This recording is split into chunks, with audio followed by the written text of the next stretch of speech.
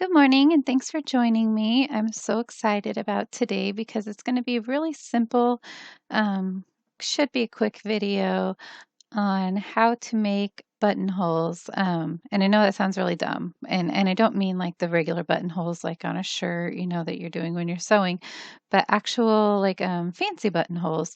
I did an apron for a friend of mine for her daughter, and I bought some cute designs to put on it from Urban Threads, and one of the designs they had was a buttonhole, and the buttonholes were really flourishy. If you've ever been to Urban Threads, they do really beautiful work, and it was really flourishy and stuff like that. And I realized it's something that all of us can create in sew art. So I'm going to where I have stored some paid for clip art. I only have a couple things in here because I'm kind of lazy about downloading things.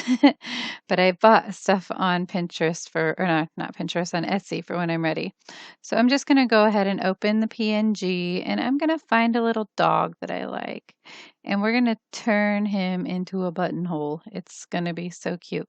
You can do it with a heart. I did it earlier with a butterfly just to see what order I'd put the video in, and it was adorable.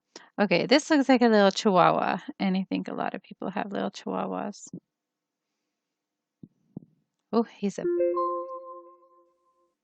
thank you. It's a big giant chihuahua. Let's resize our chihuahua. Maybe down 25%. Okay. So it doesn't matter how big you have him in paint. I'm so sorry. I meant to tell you guys to open your clip art in paint, and that way you can add the stuff that we need to add. We can probably do this in sew art, but it's the easiest for me to just, go straight into here. Okay, and I downloaded Inkscape. I haven't been able to use it yet, but I'm really excited about what that can possibly do. So go ahead and crop our dog before we do anything. So we just have our nice little black and white image. And once you get the basics of this, I meant to grab that. Once you get the basics of all of this, you can really get creative with it. Do some flourishy things, like the ones on Urban Threads are just so pretty. So, so pretty.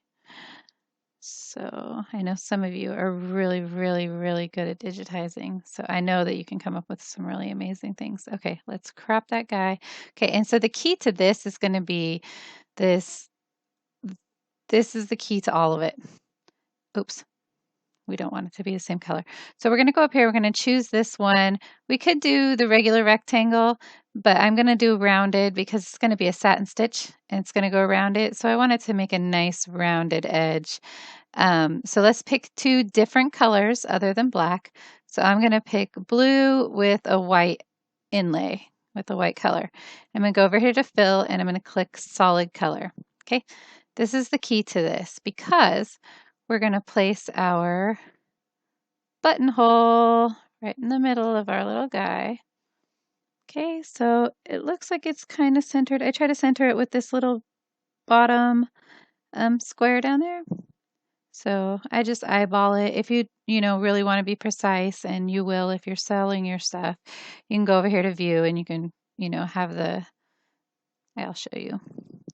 You can have the grid lines and the rulers put in, so everything can be perfectly placed. Okay, so that's perfectly placed on there on this little guy. So that's all we're going to do in paint. We're going to go select all. It's just going to take everything that's inside of here, copy, and now we're going to open Sew Art.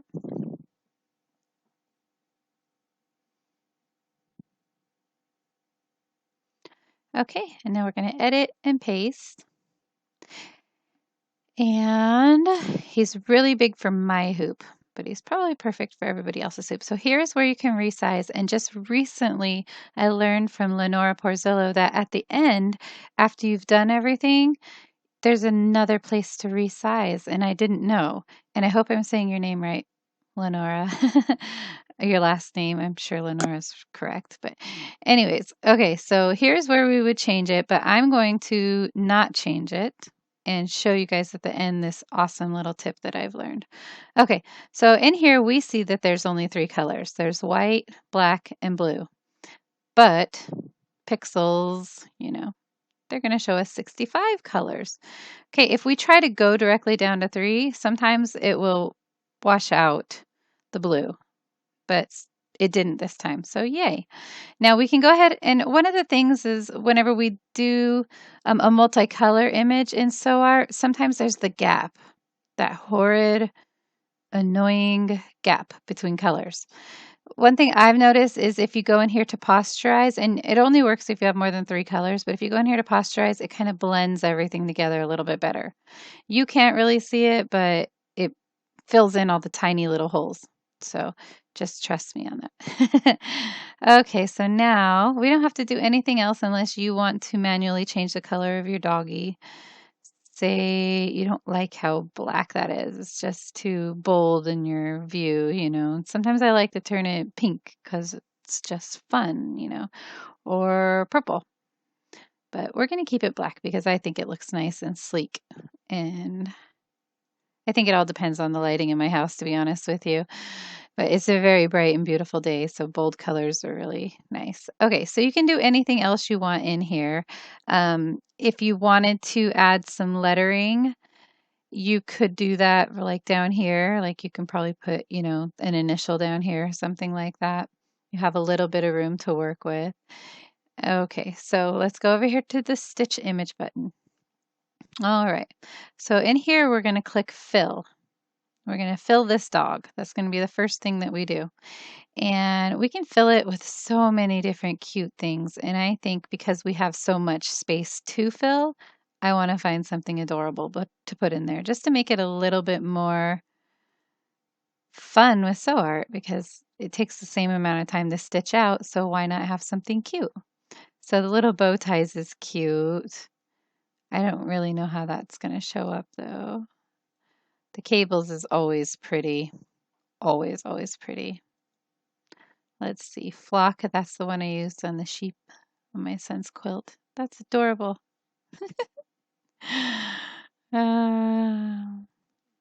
Ooh, glitter. That would be pretty. So, depending on what your project is, you can change all of this stuff up here. The pine trees. Say you like to go hiking with your little doggy. Squigglies, tiles, this one is cool. It looks like a basket. Okay, so I'm going to quit playing around and actually pick something. Oh, I like the chevrons. They're really pretty. It says triangle, but Twirl, wave, wave. Oops, cancel. Do you want to save? What happened? I didn't want to do that. Okay. Sorry, guys. I accidentally pushed the wrong button and it went a little crazy. Okay, so I am just going to pick one. Stop being so picky. Oh, the little zigzag is pretty. Okay, so that's all we have to do. Just fill that. And now we're going to click Outline Center Line. And we're going to choose the Satin Stitch. And we're going to keep the length really low at like 10. And I mean the height, sorry. And the length, which is the separation between, we're going to keep that down to 2. And that's going to make us, well, actually, we don't need to do that low with that one. I'm sorry, I had to do that with the butterfly. So let's actually bump that up to 20. For the buttonhole part, we want it to be 20 and 2. Okay. And you might find after you've done your first, stitch out, you might find that that's not a good setting for you. So I'm not really sure how it's going to look, but I think that that's going to be a perfect size. It's going to not crowd up this middle spot. So this middle spot right here, once we get it sewn out onto, I'm just going to sew it out onto felt. Once we get it sewn out, we're going to take our seam ripper and we're going to poke a hole right here, poke a hole right at the other end, and gently push up. Now, somebody else that commented on something we did a while back, they said that they put a pin at the end so that it doesn't cut the top. But in any way that you do it, you just want to make sure not to cut the ends of the buttonholes at all, because the satin stitch is what's able to keep your button securely in and not fray or rip the rest of your garment. Okay, so this doesn't have to be for a garment. It can be for anything. You know, there's a million things you use buttons for. So this is just another cute way to, um, you know, add with the buttonhole. So anyways, that's all that you have to do. Simple, simple, simple. You don't do anything with the white, nothing at all. All right, so from here, we're going to go and remember that we have this too big. This is too big for my hoop. So I'm going to go in here to save as, and I am going to save this because it's adorable and I might use it again. And I might put it on my Etsy shop. So let's see, embroidery, original designs. And I want to save it as a PNG. I've learned that the PNG means that there's no white around it. I'm not sure if that's true yet. I haven't really played with it to find out if that's true. So I've just been saving them like that for whenever I do have time. Okay, so let's name it Chi. I don't know how to spell Chihuahua, so we're going to call it a Chi buttonhole. Sorry if we hyphenated everything. Okay. Chi buttonhole, not home. Okay, so save. And then it's gonna give us the option to save the embroidery file. Okay. This is normally where you look and you check your file or you check your pattern size. And all my whole Sew Art life, which has been since November of last year, I have given up if I've gotten to this point and it wasn't big enough. I cancel it, I clear stitches, I go all the way to the back, and I resize it, having to do all of my stitching again. And it really stinks if you're doing a really detailed piece of work. So thank you, Lenora. Right here, we have a design scale factor. I don't understand the verbiage for any of this stuff, but I went ahead and put in 0.5 last time. And I noticed over here on my pattern size, it made it smaller, which is really exciting. It made it half of the original size. So you still have a chance to resize at the end. I'm so happy. Okay, so, but I want it to be a little bit smaller. So let's go 0.4. Okay, because I don't want it to take all day to stitch out. Let's hit save, hit OK, and we'll see right in here. It'll show you the dog, you know, how it looks the stitch out. And then the blue right here is the satin stitch. So I'm going to go ahead and get it stitched out and I will take pictures and I'll be back with you guys in a moment. Thank you so much. Okay, so here we are at the machine and we have only two steps. We have the fill and then we have the satin stitch around. So I'm just going to show you real quick. I didn't tack it down. I didn't do anything. I just grabbed a piece of faux leather that was just sitting around, a piece of scrap, and I used the guide on the machine to show me where to place it, and I just put that. And I don't know why I've never done that before. I waste so much material, and I hate doing that. But anyways, it should be kind of pretty on this. And okay, so here's the stitch out of the dog on the leather. You'll see a little bit of the leather or vinyl, you know, if you see that, if you use vinyl showing through because it's kind of, it doesn't fill in as well as like felt or fabric does. So this is step one, and it just did the fill-in stitch, and now it's going to go to step two. Step two is going to be where the satin stitch is all the way around in the square.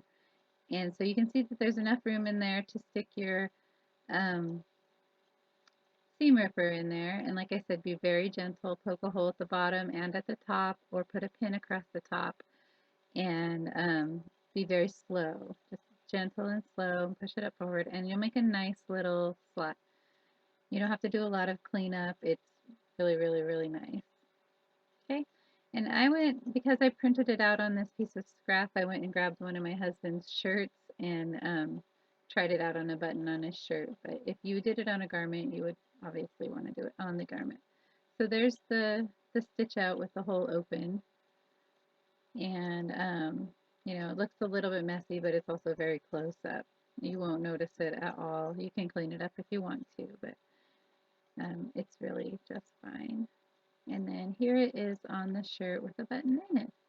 Totally adorable. And you can do that to shirts you already have, or to new clothes, or to whatever you use buttons on. You can make little final pieces like this if you want to use them for decoration or whatever.